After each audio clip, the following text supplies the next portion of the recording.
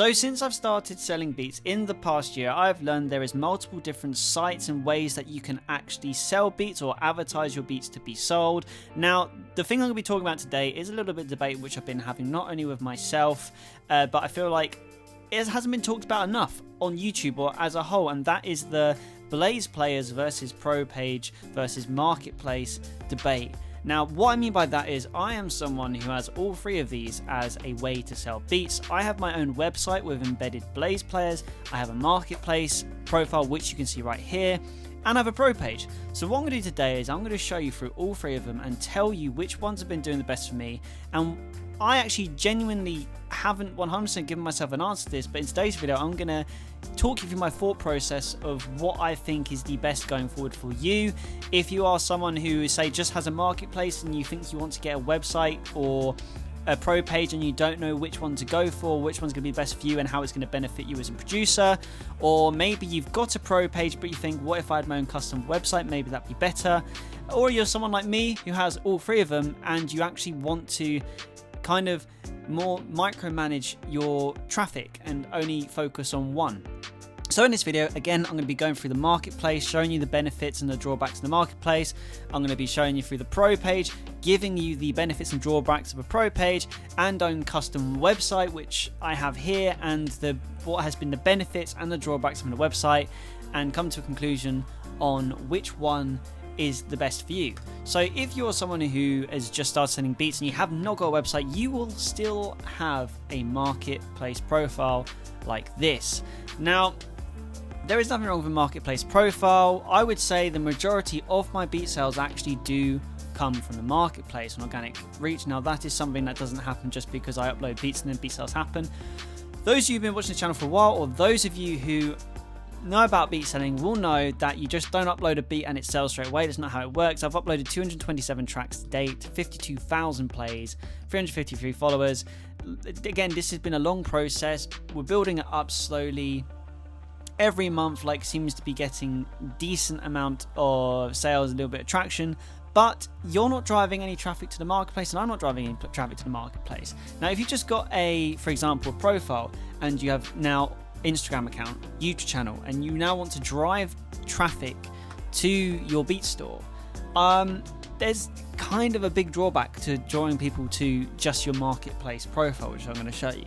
So just say you just use this profile, you message someone on Instagram, you say, hey, I've just uploaded this beat, go check it out. It's fine if you send someone a link to a beat and all that, or you send people to your profile. But my big issue of just having a marketplace profile, which I'll say to you guys, obviously it costs money to have a pro page or website, but if you just got a marketplace, the drawback that I'll point out is this right here. Everything up here is a big negative for you as a beat seller. And I've been saying this in previous videos, the reason why I never ever take people externally into Beatstars is because you're advertising someone to listen to your beats, but you're also advertising people to search the whole of Beatstars. So let's say I wanted someone to check out my profile, maybe because a beat here, but I didn't specifically say to them, oh, check out one of my beats. I message someone, say, hey, I sell beats, and I send them a link to my profile here, the Beatstars/Joe Gautry. But when they get here, they're like, oh, okay, what's this website? And it's like, oh, there's a search bar. It's like, well, unless you open up and you go to show all, of course, here, then you can see all the tracks I've uploaded here, and you can filter them. You might just go up to the search bar and think, actually, I really want an Ed Sheeran type beat, and I could sift through here, but why not just search in the search bar, because it'll give me more options. And all of a sudden, someone's away. I'm not ranking anywhere near the top. Oh, actually, I'm ranking 17th on one. That's nice to know. But all of a sudden, there's all these other producers you're competing with. So that's why I never ever drive external traffic to a Beatstars profile, because you're just potentially going to lose the customer before you even got them. If you've got them in a pro page or a website, you've got them looped into your own personal site. Now, I do emphasize you've probably got to have a decent catalogue of beats to keep people flicking through and justifying getting someone locked into your website. Because if you go to a website and you've got 10 beats, I listen to them 10 beats and they'll be like, oh, okay, there's nothing really here for me, and then again they'll go and search elsewhere. So then the next thing you could get is a pro page if you get the pro membership, and this is my pro page. I've recently done it up to make it look all nice. I've played around with the theory that before I just had my logo, but I always think from a business point of view it's really nice to put a face to people sometimes, so I've now actually put my ugly mug in the shot, the action shot you can call it, because sometimes having a face appearing makes it feel more human, like you're dealing with human aspects. I'm hoping this will benefit my Pro page going forward. And this is the Pro page from the home page, and it's really clean, really well laid out. You've got your licensing info, services which you can add, which by the way you can do this all on your Beatstars profile, and if you do edit it on your Beatstars profile, it also updates on here as well, and a contact menu, and there is also, you can add YouTube in as well, so you can link to that. So this is basically a website that's made for you by Beatstars. And the debate I've been having myself, especially the Pro page and the Blaze players, is which one is better. So I'll quickly show you through the Pro page, because everything gets laid out for you. So you get your little about section, you can search tracks, there's the service option again, as I said, which is the same as a drop down but whole dedicated pages. I don't know why I don't have more services advertised on here, because people come to my Pro page might want custom beat making, so I really need to add at least a custom beat making. So if you're someone who's looking for a website, the Pro page basically does it for you. I love this little discography section which you can fill out. I haven't updated this in since I got this. There's so many more songs I could add to this, but you know, it makes it look a lot more professional than it is, and you can customize the colors and everything on here as well, which I'm in the process of doing. So yeah, Beatstar account is pretty cool, and yeah, it is what it is.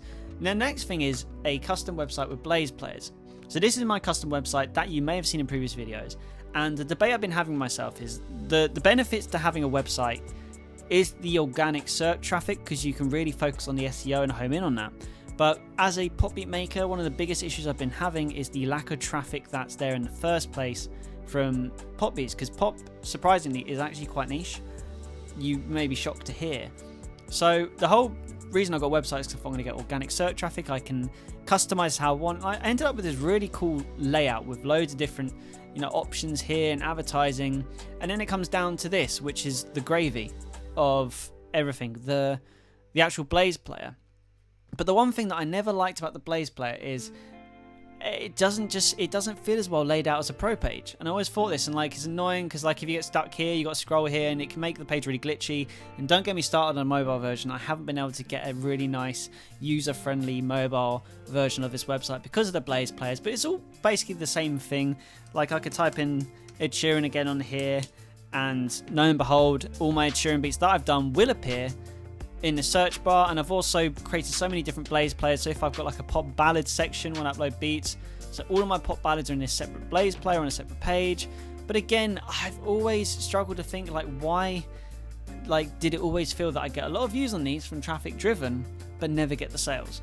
So but this is what the Blaze player looks like if you were to make a website and embed a Blaze player. Again, it's all links to Beatstars, and you can, when you upload a beat onto your Beatstars profile, you can click certain playlists to have it added to it.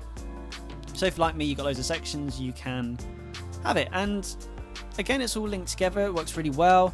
The website for me, I've been using more so for my email subscriber traffic, because I found it's a very good way to put things like banners in, because one of the biggest drawbacks to BeatStore is you can't put banners in. One thing you can do is you can edit your backing profile photo to put discount codes in here, or you can put bulk deals down either side. I have experimented with that without it trying to look too messy, so there is drawbacks, but you can sort of work around it. But the website for me, it's had this feeling like it hasn't been getting as many conversions as I want it to. Now the Pro page I use for it basically is more for YouTube, is what I've been using it for, just YouTube. And I've been getting sales just on YouTube. So I've always thought, what if I start using it for Instagram?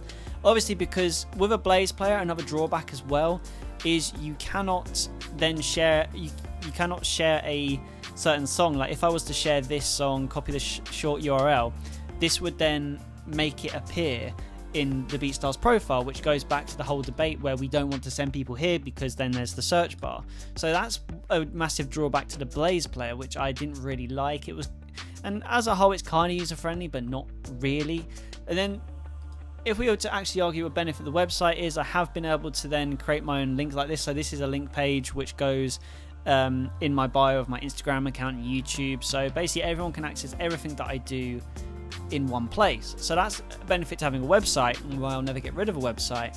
But for driving beat traffic, the Pro page I've always thought was more clean. Now, I could answer this question for you now because I asked you guys what your thoughts were. So I conducted 2 little surveys, firstly, where I sent the link to my website and to the Pro page. And the first one I asked was on this channel here, where I asked what you prefer. So Beatstore 2, that is the Pro page, and Beatstore 1 is the website. And most of you actually preferred the layout of the Pro page. I asked the same question as well on my Pop Beats actual type beat channel.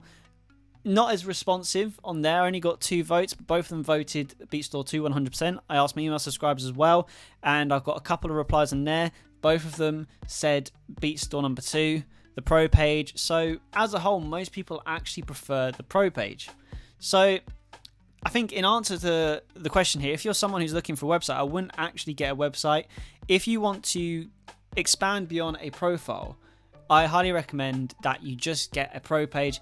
Everything is there. There's nothing wrong with it at all. It's really well laid out. You can eventually put this into your website. So like one thing that I think I'm going to do for my website going forward is I'm going to change the profile to make it a little bit more. So like if I go back to my homepage, I'm tempted just to have the Beatstore as one of these click things. So when I click on Beatstore, it will then go straight to my Pro page, because I'm thinking the Pro page is something I'm now going to use going forward based on the data I've been getting.